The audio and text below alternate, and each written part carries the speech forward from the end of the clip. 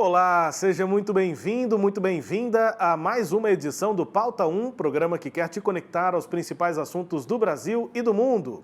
E nesta edição a gente fala sobre Universidade Federal de Goiás e o ensino superior no Brasil, contingenciamentos, cortes de recursos ainda fazem parte da rotina da gestão financeira das instituições federais de ensino? Vamos falar também como a universidade tem se atualizado e se adaptado às gerações digitais para o desenvolvimento humano e profissional. Os cursos tradicionais estão perdendo força e as licenciaturas, qual o contexto atual da formação de professores? E como a UFG tem se relacionado com a comunidade? Quais ações e programas estão abrindo as portas do mundo universitário? E a pesquisa continua sendo incentivada? Vamos falar sobre isso e muito mais nessa edição do Pauta 1.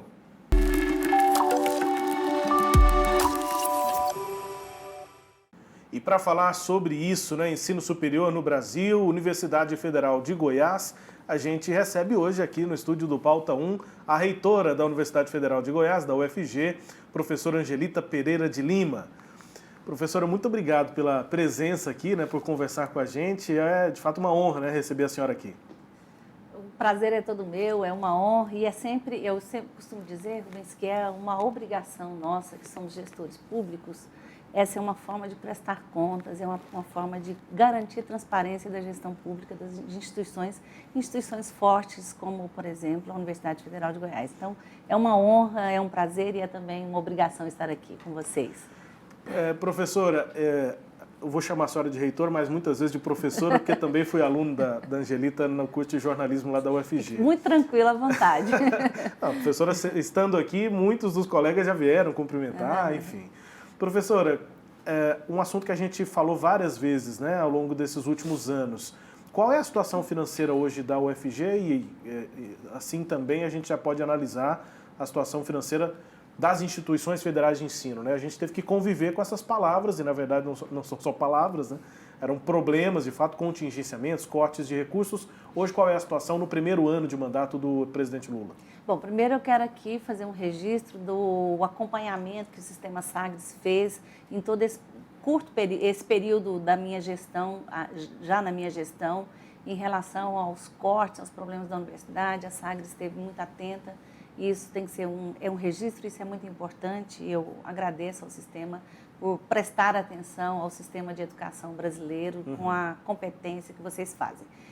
Em relação atualmente, 2023, na questão orçamentária, nós, obviamente, em relação ao ano passado, estamos muito melhores, Nós terminamos o ano passado com um déficit, um passivo de em torno de 12 a 15 milhões, dependendo do que nós colocamos no passivo, se colocamos só as dívidas imediatas ou se colocamos aquilo que deixamos de fazer também. Então, nesse ano de 2023, então, nós recebemos um orçamento, voltamos a 2019, 2019 com a correção inflação a correção IPC. Isso significa para nós hoje, considerando tanto o orçamento para custeio, capital e assistência estudantil, que é uma fatia importante do orçamento, a UFG hoje, então, tem um orçamento de em torno de 120 milhões. Em relação ao ano passado, nós chegamos a pouco mais de 75, nem chegamos nem a 80 milhões. Ou seja, voltamos a uma condição importante de 2019, mas nós não ainda chegamos no ponto necessário. Para vocês terem uma ideia, nós temos só de capital hoje, neste orçamento de 2023, em torno de 8 milhões e meio. No ano anterior eram 3 milhões que não foram executados porque chegaram tarde, porque foram contingenciados, e no ano anterior, em 2021, foi zero de capital. Nós não tivemos recurso de capital de investimento. Significa que a universidade está, desde os prédios da universidade, e uma informação importante, nós temos mais ou menos 385 mil metros de áreas construídas em todos os campi da Universidade Federal de Goiás, em todas as áreas, Então, desde 2016, nós temos tido condições precárias de manutenção, tivemos que reduzir equipes de manutenção, equipe de segurança, equipe de limpeza.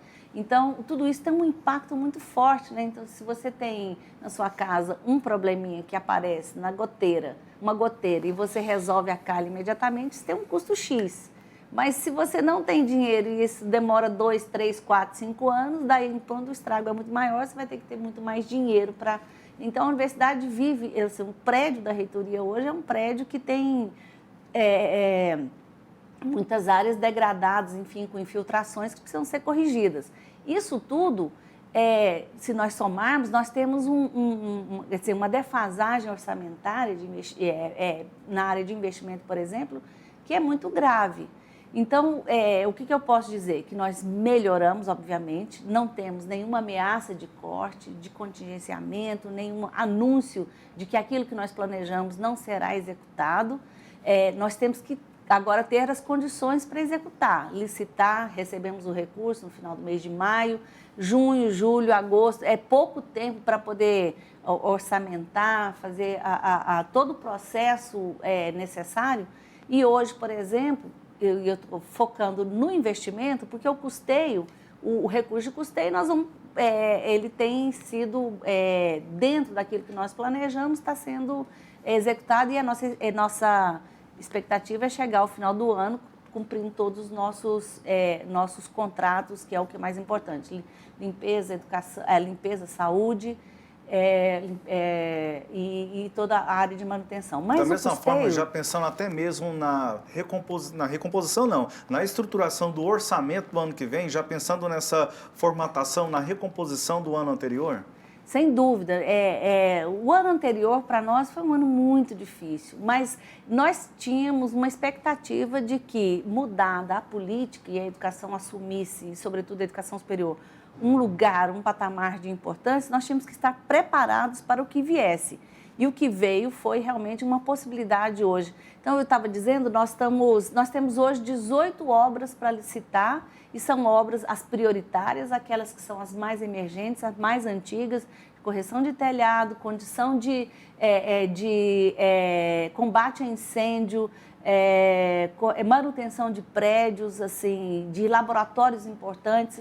São 18 obras que nós estamos em fase de terminar o relatório técnico, fazer a licitação para empenhar até a data necessária, ou seja, até o final do ano, para que o recurso que chegou, ele seja realmente garantido, quer dizer, que a obra seja realmente executada no ano que vem. A senhora falou 120 milhões de reais, na comparação com aquilo que foi executado lá em 2019, com a recomposição de índice para o ano que vem.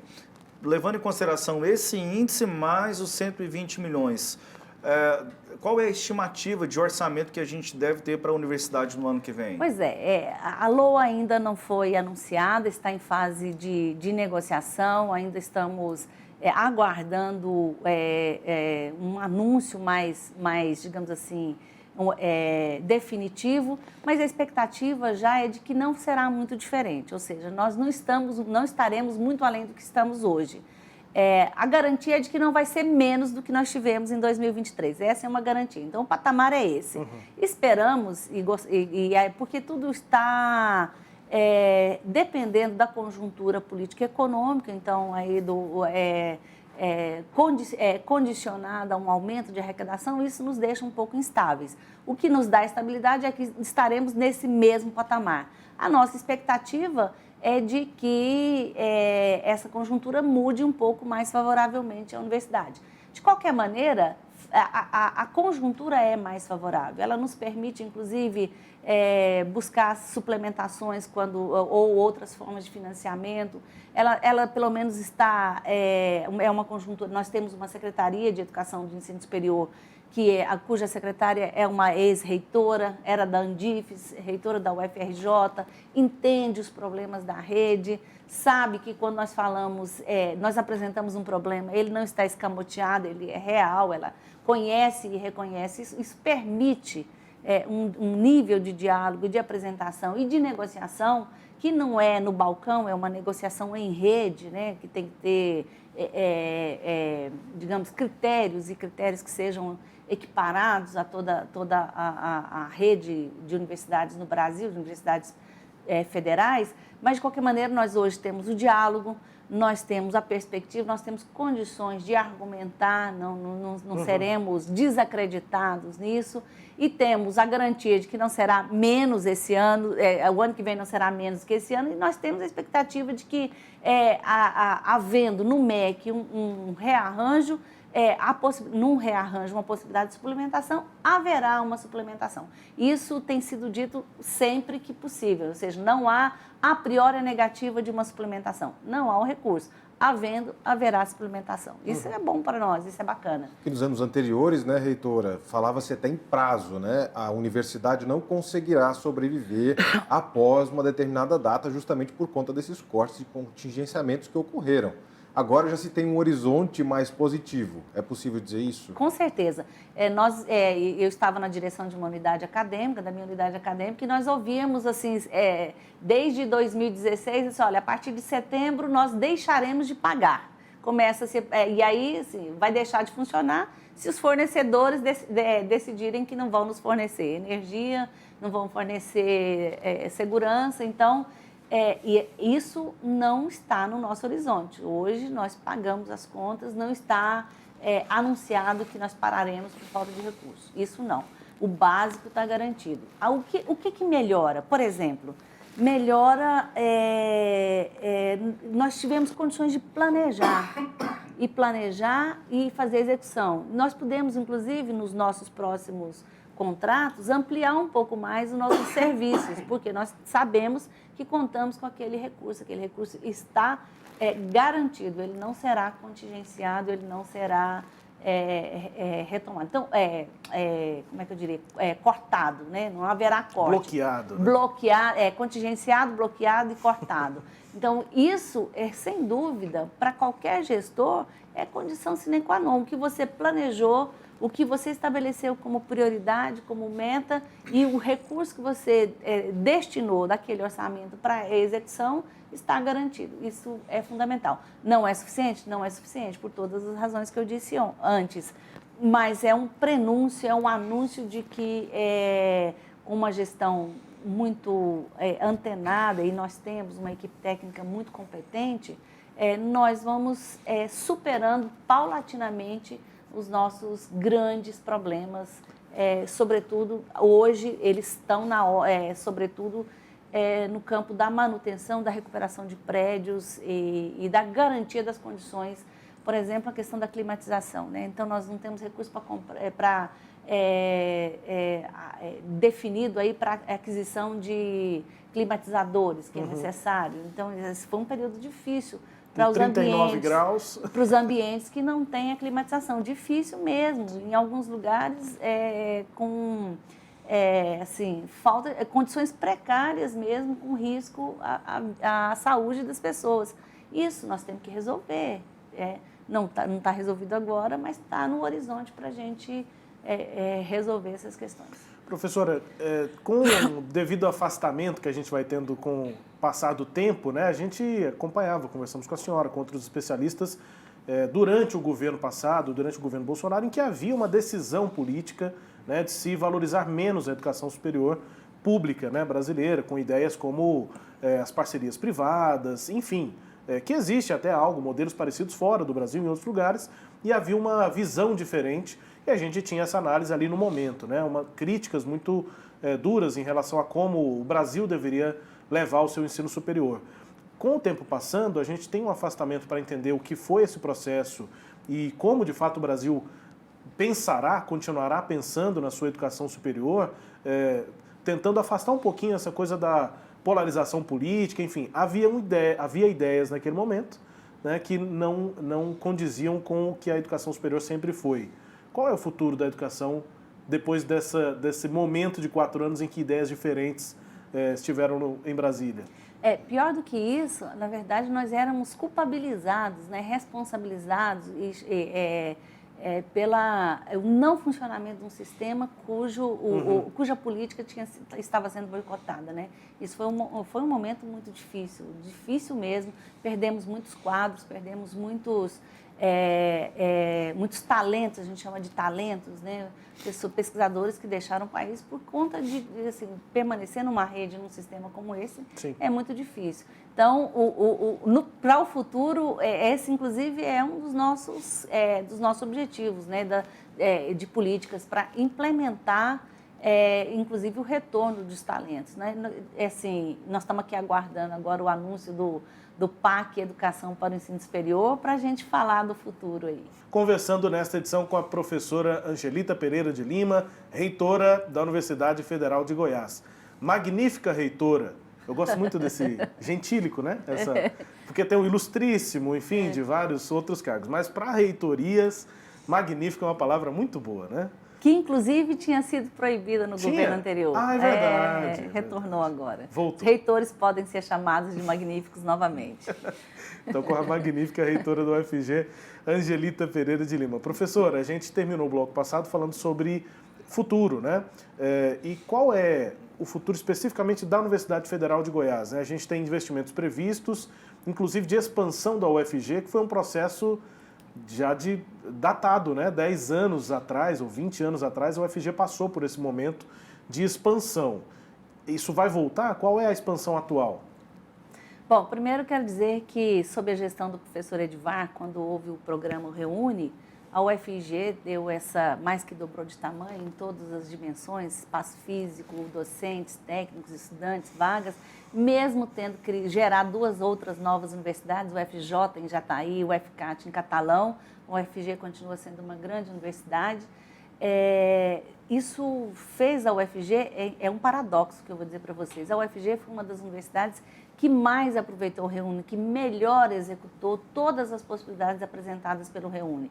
Isso fez da universidade uma universidade grande, mas depois, com os cortes, quer dizer, o investimento seguinte não acompanhou o tamanho da universidade, o tanto que ela cresceu, né? Engraçado, foi eficiente na política e depois foi penalizado porque a política não acompanhou a eficiência da universidade. Então, esse é um problema que hoje nós estamos tentando resolver e sabemos que é de longo prazo também, não vai ser de imediato. Para o futuro, nós temos um futuro mais imediato e um futuro assim, mais a longo prazo, né? O mais imediato, nós apresentamos ao MEC, o MEC agora anunciou, vai anunciar o PAC da educação para o ensino superior, ele fez para a educação básica, para o ensino superior, e com 3 critérios importantes, né? Então, os recursos que virão do PAC serão para consolidação de campos, para melhorar a assistência estudantil e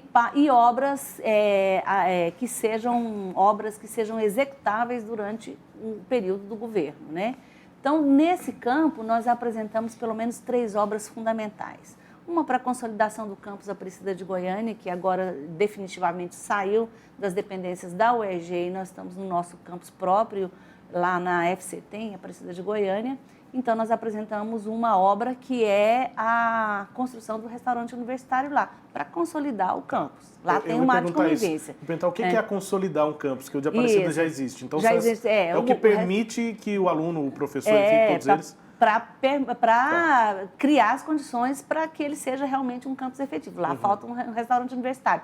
Faltam outras coisas, mas o restaurante é fundamental. E combina com a assistência estudantil. Apresentamos, no Campus Goiás, por exemplo. O Campus Goiás existe já desde mais de 15 anos, desde que 2007, não sei exatamente 2007. a data. 16 anos. 16 anos.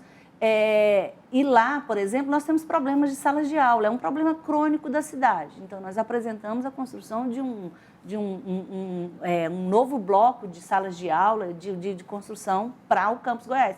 É consolidação do Campus Goiás. Ele existe, mas ele não está consolidado. E para que o campus Samambaia, mas na verdade pensando em toda a universidade, a construção da moradia do estudante indígena. Nós precisamos de uma moradia específica. Os indígenas vêm, nós temos mais de 300 estudantes indígenas que vêm para o UFG e enfrentam dificuldades, né, no programa, no ProLIND, porque as moradias em torno, os indígenas são tratados com preconceito, tem uma série de coisas culturais, inclusive, que a universidade não conseguiu ainda superar. Então, a construção, isso tudo, então isso para nós... Deve abrigar quantos estudantes a moradia para indígenas? Nós pensamos aqui num bloco de... um projeto lindíssimo da nossa... do setor de escritórios de arquitetura da FAV, abrigar em torno de 250 estudantes. Mas, assim, estudantes e famílias, né? Porque é comum vir a estudante indígena, vir os filhos. Então, assim, numa outra lógica de atendimento à moradia e à demanda de estudantes, de indígenas. Então, essas 3 obras são fundamentais, mas nós listamos mais 4 para o PAC, listamos essas dentro do recurso que nos foi apresentado. E listamos outras 4 que são prioritárias para nós e que quem sabe, nós vamos conseguir outra forma de financiamento ou dentro do próprio PAC. Quais são as outras 4? A farmácia escola, um bloco de atendimento à saúde lá uma no Museu Antropológico, outra entre um prédio que junte aí todo o atendimento na área de saúde, farmácia escola, musicoterapia, fisioterapia, terapia ocupacional, um bloco nessa área, e um novo restaurante universitário no Campo Samambaia. O nosso é dos anos 80, do tempo que eu estudei. Ele é inadequado, ele é insuficiente para o tamanho do Campo Samambaia. Então, são mais 4 obras, a 4ª eu não estou me lembrando aqui, que nós acrescentamos ali. Então, nos ofereceram X, nós apresentamos obras para X e obras para mais 2X. Ou seja, nossa perspectiva é apresentar quais são as nossas demandas e aguardamos agora o anúncio do PAC. Professora, nós temos ainda eu tenho outras perguntas sobre a expansão em si, mas eu queria ficar num ponto que a senhora citou, que me parece ser bastante importante. As cotas, né, para negros, indígenas, cotas sociais, financeiras também, mas especificamente para indígenas, as políticas de inclusão dos indígenas, elas têm muitos desafios. Eu queria que a senhora detalhasse isso. O que eu já ouvi, e tem inclusive já documentários, teve um congresso no ano passado, se não me engano, do GEDUCA, ainda do ano passado, foi recente agora desse ano, mas no do ano passado havia relatos mesmo de indígenas e tinham alguns relatos aqui da Universidade Federal de Goiás do quanto eles são discriminados, aquela ideia de que eu estou aqui seja porque passei por uma cota ou porque eu não precisei da cota, mas tanto os cotistas quanto os não cotistas discriminam os indígenas porque acham que é índio, estou usando esse termo, entre aspas, porque é como as pessoas os tratam. E que não vão conseguir, que eles vão puxar para baixo o rendimento, que eles não conseguem acompanhar o ritmo da universidade. Enfim, quais são os desafios? A moradia, sem dúvida, é fundamental, mas há muitos desafios a partir da efetivação dessas políticas afirmativas. Primeiro dizer que os indígenas, especificamente os indígenas, mas indígenas quilombolas, entram na universidade por diferentes formas. Tem o UFG Inclui, que garante vaga extra no curso, é um processo seletivo específico para indígenas, ciganos, quilombolas. Então, para uma vaga no curso de medicina, pode ter uma vaga extra, não concorrendo com... Não concorre. Não concorre. Tem o sistema de cotas. Não tira a vaga de ninguém, como eles falam. Exatamente. Tem o sistema de cotas, que é os 50%, que ali tem toda a comprovação também. E nós temos, no caso específico dos indígenas, o núcleo TAC na Racão, o curso intercultural indígena, que tem financiamento próprio, um programa nacional que chama ProLinde, que é o de formação de professores indígenas, é um intercultural, esse que funciona regularmente, no período de férias para nós, eles vêm para a universidade, no período letivo nosso, os nossos professores vão para a comunidade, então é o tempo terra, o tempo aldeia. São desafios diferentes para cada um desses, para cada um tipo desses de ingresso.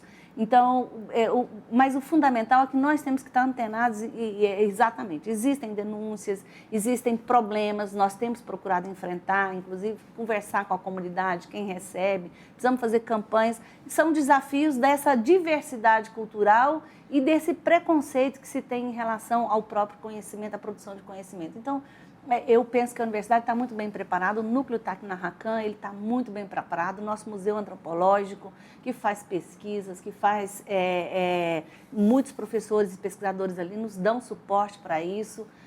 Eu acho, hoje nós temos 30 etnias diferentes estudando na UFG, então são 30 línguas diferentes estudando na UFG. Ainda sobre a expansão, não sei se não, aí você vai seguir nisso? Fica à vontade. Eu também perguntaria, Rubens, mas eu queria saber da reitora, por exemplo, em relação à força dos cursos tradicionais. Eles têm perdido força na UFG, e aí eu acredito que isso também abrange a questão dos indígenas, porque eles também estão inseridos nessa questão.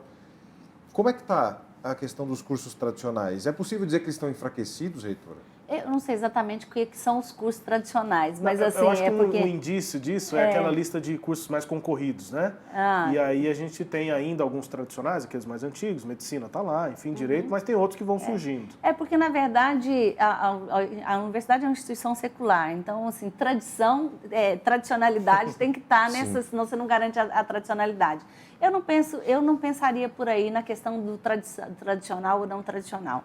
Eu pensaria no seguinte, a universidade tem grandes desafios, cada vez mais o seu público é um público jovem, mais jovem ainda, com uma pressão muito forte advinda aí desse ritmo de formação antecipada, estímulos antecipados aos sensoriais, né, multissensorial, pela internet, pelas as redes digitais, a digitalização, e a universidade recebe um estudante que está provavelmente imaturo efetivamente, provavelmente imaturo intelectualmente, e tem pouco tempo, digamos assim, para preparar esse estudante para ser um profissional com a responsabilidade que seja nos cursos tradicionais ou nos outros cursos. Então, essa é uma questão importante. Esse é o grande desafio que nós temos hoje. Não é inseri-lo ou adaptar ao modo digital do pensamento flash que está posto para a juventude. Ao contrário, né? A universidade ela tem um papel de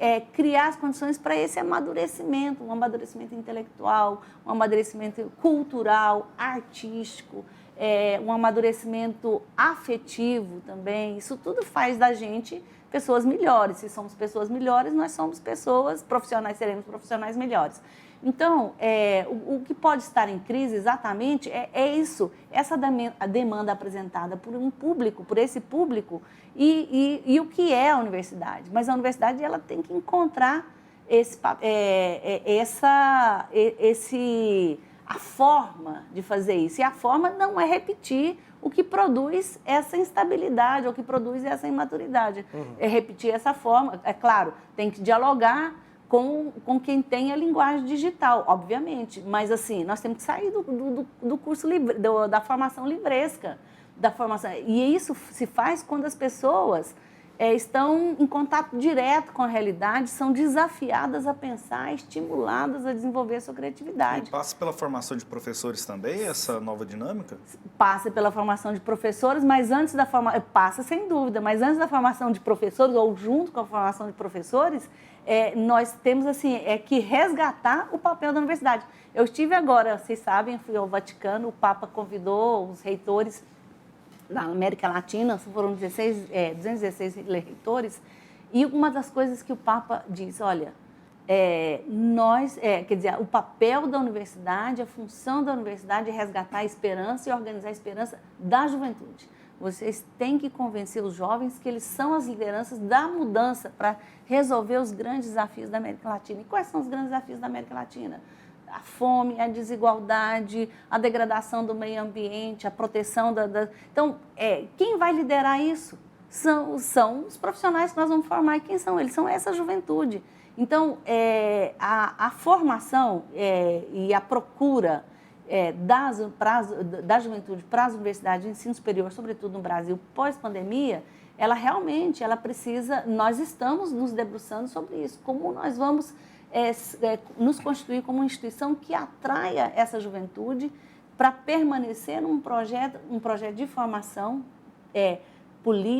formação de conhecimento, uma formação profissional, uma formação técnico-científica, de conhecimento, de produção de conhecimento. E isso só a universidade pode fazer. A própria expansão, professor, quando se fala também pode ser associada à própria dinâmica mesmo da sociedade e da economia, levando em consideração tecnologia, outras inovação, ferramentas, para que não só o Rubens colocou aqui, juntamente com o Johan, os cursos ditos mais tradicionais, mas mesmo essas formações mais tradicionais também passando por um processo de atualização, já que a sociedade, de certa forma, ela vai se atualizando, vai modificando com o tempo? Não, sem dúvida. Quer ver, tem muita coisa para falar sobre isso, mas, assim, por exemplo, o nosso curso de inteligência artificial, que eu poderia dizer que estaria, apesar de ser novo, ser dentro dos tradicionais. Hoje, o nosso curso de inteligência artificial, ele tem 0 evasão.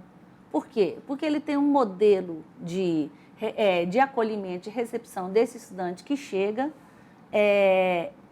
ele tem toda uma observação em relação à permanência dele nos primeiros semestres, na chegada, e ele ele ou ela, a estudante, quando entra, já é integrada a um projeto de pesquisa, um desafio, e toda a formação se dá em torno disso. Então, desenvolvimento de metodologias e aí eu volto a dizer, não é para adequar o ensino à linguagem digital.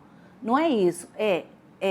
Essa juventude, essas pessoas, elas estão num momento da vida que elas precisam ser desafiadas culturalmente, de forma inteligente, ser tratadas, serem acolhidas nesse momento e para que a criatividade e o desenvolvimento do conhecimento se dê de forma mais profícua e mais integrada. E eu estava dizendo que só a universidade pode fazer isso, porque só a universidade, diferente de outros ambientes, que cria um ambiente de pesquisa, que tem um ambiente de pesquisa, um ambiente de produção de conhecimento e cultural e artístico, de tal maneira que pode envolver o estudante dessa maneira. Então, nesse aspecto, eu sou muito esperançosa, muito confiante, esperançosa não, confiante no papel da universidade e no que ela pode fazer em relação a tudo isso, né? Rapidinho, reitora, só para encerrar esse bloco, me parece, pelo que a senhora está dizendo, que o caminho da universidade é se atualizar, mas não se tiktokizar, né? Não dar achar que para se atualizar precisa fazer o que se faz fora,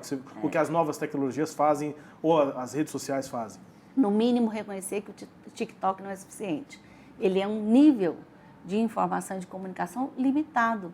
E que a produção do conhecimento e a nossa capacidade de aprendizagem, nosso cérebro, vai muito além disso. Então, nós precisamos não cair em clichês. Nós precisamos realmente, do ponto de vista da formação, do conhecimento, estar abertos aos desafios, mas não abrir mão do papel fundamental de formação da universidade, que a universidade tem.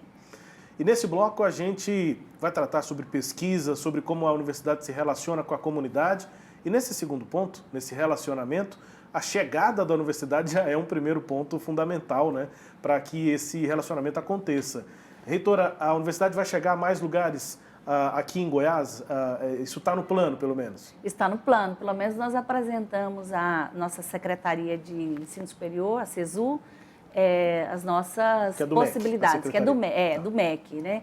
As nossas possibilidades para o MEC. Então, nós apresentamos a possibilidade de criação, de implantação, na verdade, criação de um campus em Cidade Ocidental, ali na região do entorno do Distrito Federal, com ali nós já temos uma área doada, equivalente à área que nós temos em Aparecida de Goiânia, então é uma área significativa, importante, e com apoio do poder público local para criação. Então, ali em Cidade Ocidental não tem nenhuma instituição de ensino superior pública, né?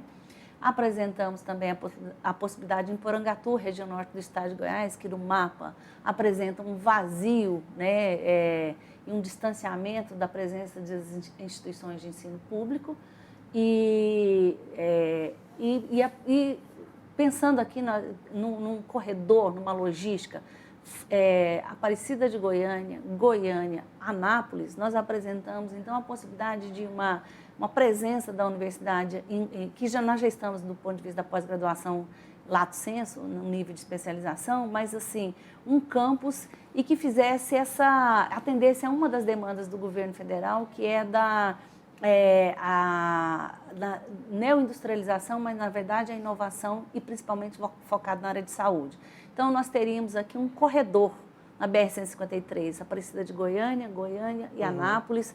Eu chamaria aí de um corredor logístico e tecnológico com uma possibilidade aí muito de um futuro ser uma grande referência aí, tanto na parte de logística quanto na parte de ciência e tecnologia do ponto de vista da universidade. Então, acho que nós apresentamos essas 3 propostas, estamos aguardando aí o posicionamento do MEC para os próximos dias. Eu penso que antes do fim do ano isso vai acontecer. No corredor aqui da BR-153, a neoindustrialização, mas pensando nessas outras localidades, em Cidade Ocidental, em Porangatu, ainda nessa fase de projeção, o que dá para a gente pensar nesse instante em relação a cursos que podem ser instalados nesses locais? Então, nós temos que pensar 2 coisas importantes. Primeiro, que tem que ser cursos que engajem a juventude. Então, quando nós pegamos os dados ali da região de Cidade Ocidental, mais de 50% da juventude estuda fora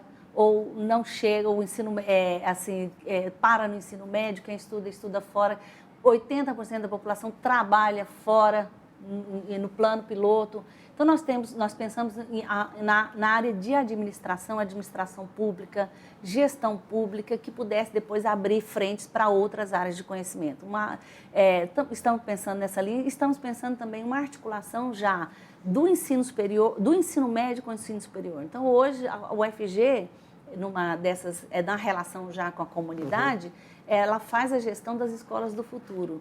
Nós podemos pensar num modelo em que a escola do futuro já esteja articulada e vinculada, esse jovem que faz a escola do futuro já esteja antenado para entrar na universidade e ter vamos chamar aí um bônus com quem faz escolas do futuro entra na universidade com uma certa bonificação para determinadas áreas. Então, são engenhos, vamos dizer assim, que nós estamos aguardando aí do MEC a sinalização para que nós possamos fazer uma proposta que tenha impacto de fato na empregabilidade, primeiro na atratividade, depois na empregabilidade, depois naquilo que é fundamental, desenvolvimento local e superação da desigualdade, da fome e da pobreza. E uma das demandas, né, reitora, da comunidade é justamente a solução de problemas rotineiros.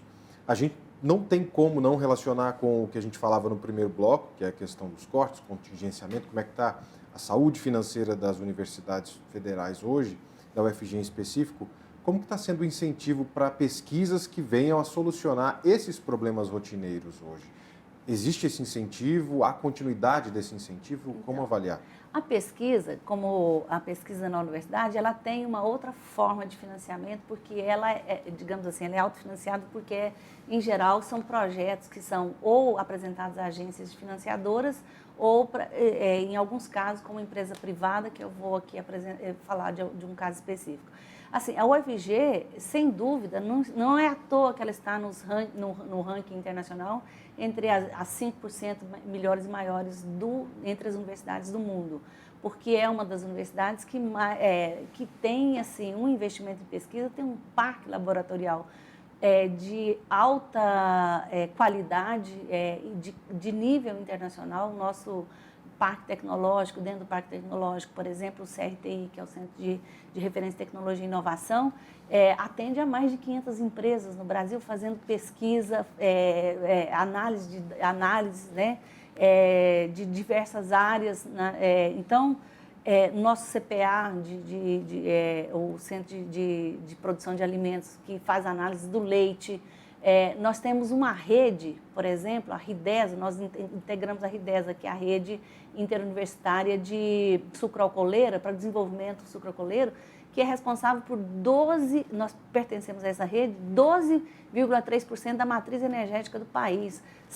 70% hoje da variedade da cana-de-açúcar produzida no país, 70% dela é uma variedade produzida pela RIDESA. A UFG, por exemplo, tem 23 usinas vinculadas a esse projeto. Eu fui lá, tive a chance de ir lá em Alagoas, né, na Serra do Ouro, conhecer as nossas plantas lá, as nossas, como se faz a pesquisa, e é um lugar muito bonito, e o melhor lugar para pesquisar a produção de cana e a produção de semente, de fazer cruzamentos. Isso é uma pesquisa dessa dura 15 anos para você chegar num modelo. Então, investir em pesquisa, você tem que começar agora para ter retorno daqui 7, 10 anos. E hoje, então, a Ridesa, por exemplo, é um grande exemplo de pesquisa. Nós participamos de uma rede permanente, contínua, tem que ser contínua. Pesquisa que não é contínua, ela não dá resultado. E ela é totalmente financiada por empresas privadas, pelas usinas, para a qualidade, por exemplo, da cana-de-açúcar. Essa é uma forma. Então, outras formas são as nossas pesquisas realizadas nos nossos laboratórios mesmo. Recentemente, acho que vocês ficaram sabendo, o professor Paulo Di Marco, do curso de Ciências Biológicas, ele publicou na Science um estudo que ele demorou 5 anos. Para fazer esse estudo, 5 anos, quantos alunos de doutorado, mestrado, de graduação participaram dessa pesquisa? Que pesquisa foi essa? Ele queria saber, na verdade, saber qual a função das áreas de reserva ambiental, essas pequenas APPs, né? Qual o impacto disso para a fauna brasileira. E eles descobriram que, mesmo sendo áreas fragmentadas, as APPs, a natureza cria formas de interconexão, e eles descobriram que pelo menos mais de 100 espécies de vertebrados sobrevivem nessas áreas. Então, tem um impacto importante. O impacto é tão importante localmente que teve uma repercussão em uma publicação numa das maiores revistas, entre as duas maiores, a Nature e a Science. O resultado da pesquisa foi publicado ali. Isso é investir em pesquisa. E isso a universidade nunca deixou de fazer, nem na pandemia, nem nos piores momentos. Só que à medida que a gente forma um bom pesquisador, você não tem condições de manter, ele vai embora, ele vai para outros lugares, a pesquisadora vai embora, recebe convite e é direito ir, porque...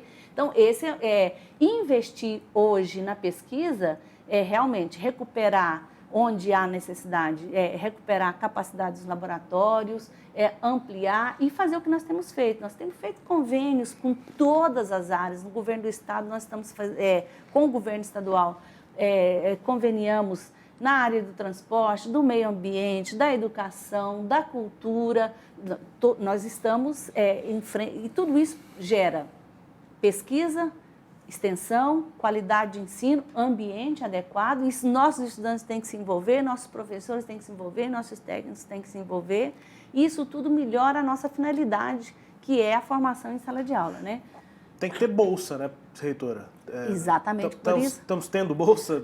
A gente teve momentos de atraso, teve momentos de defasagem do valor, o que não incentivava o pesquisador a ficar, né? Essa é outra natureza de bolsa. Por exemplo, projetos como esses que eu falei de conveniados, eles prevêem as bolsas. As bolsas que vêm das nossas agências financiadoras para pesquisa, da CAPES, por exemplo, elas sofreram agora um aumento razoável, ainda não é suficiente, precisamos melhorar ainda, mas nós já tivemos um aumento. E agora estamos adequando demanda, ajustando demanda e valores para uma coisa uma ação importante em relação a mestrado e doutorado em estrito sensu, por exemplo, a pós-graduação em estrito sensu, é a possibilidade que foi apresentada de um estudante acumular bolsa e também um emprego. Isso, é claro, está em fase de regulação, ainda não tem mas já há uma possibilidade. Estabelecer critérios, né? Estabelecer critérios então, tudo isso, nós vamos aprimorando, está na possibilidade, é uma possibilidade, sem dúvida. Mas, assim, na relação com a comunidade mesmo, bacanas são as ações de extensão, né? Sábado, eu fui numa escola municipal ali no Bairro Feliz, que a nossa pró-reitoria de extensão faz um projeto de extensão que leva todos os PETs, né, que são os programas de educação tutorial, e assim, todos os PETs, todos os programas da medicina, da saúde, da enfermagem, da geografia, da geologia, na escola, com os estudantes da escola municipal, com a comunidade, apresentando a universidade e resolvendo e apresentando algumas soluções, fazendo testes, fazendo oficinas, formação, Então, esse é o papel da universidade. E isso, quanto mais a universidade faz isso, melhor é a qualidade do ensino, porque melhor ela engaja o estudante da graduação em problemas na comunidade para solucionar problemas. Então, esse é um círculo que não pode ser interrompido. Virtuoso. Né? Ele é virtuoso, isso. E pensando na solução de problemas, associada com a própria extensão da pesquisa, em algumas áreas da universidade, por exemplo, nós temos os hospitais escolas ou os convênios que a universidade realiza. Um deles tem sido uma situação um pouco delicada com o município de Goiânia. Como é que está essa questão envolvendo os atrasos, o custeio, junto aos hospitais que a universidade tem convênio com a Prefeitura de Goiânia? Tá, primeiro nós fazemos a gestão de um estadual, o Hospital Estadual de Jataí, lá vai muito bem também, e também fazemos a gestão dessas 3 maternidades em Goiânia e outras gestões, como o Serof, por exemplo, a Fundac faz também.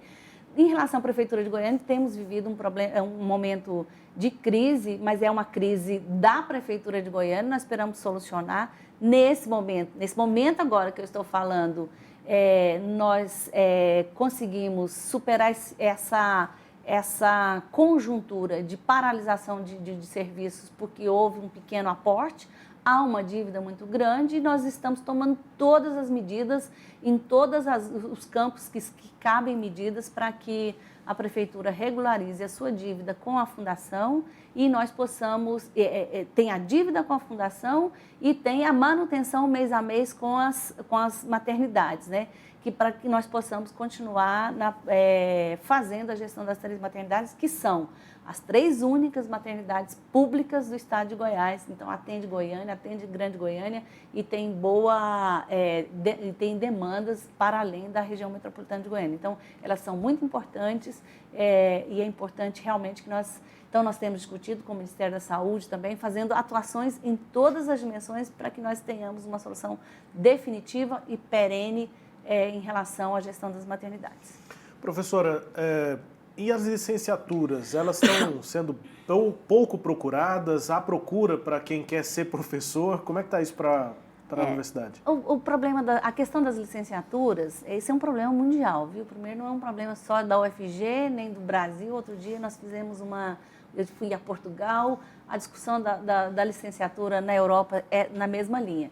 E no nosso caso aqui no Brasil, o problema está mais fora da universidade que dentro da universidade, né? Então, é da estrutura da carreira. Então, nós precisamos que essa carreira seja uma carreira muito valorizada para que, desde o processo de seleção, de escolha, quem escolhe ir fazer uma licenciatura, tenha como perspectiva a carreira de professor e de professora, de educador e educadora. Então, nós temos um problema externo grave, que é o da carreira, mas eu penso que o MEC tem atuado agora, o Pacto da Educação Básica, eu acho que vai apontar por um caminho mais importante e isso vai nos fortalecer nas nossas questões internas da formação de professor, que acho que a deficiência não é necessariamente da qualidade da formação do professor, mas é a qualidade da expectativa desse professor atuar como profissional. Não estou eximindo aqui a universidade da sua responsabilidade e do seu papel, ao contrário, aumentará mais ainda. Mas quanto menos motivado o professor, o estudante entra para seguir a carreira, menos motivado também é a sua graduação, ganha menos motivação, ganha menos. Então, o trabalho é muito maior, né? Então, eu penso que tem que ser uma ação combinada e um agente sozinho não resolve um problema dessa grandeza e dessa importância e relevância para a educação no Brasil.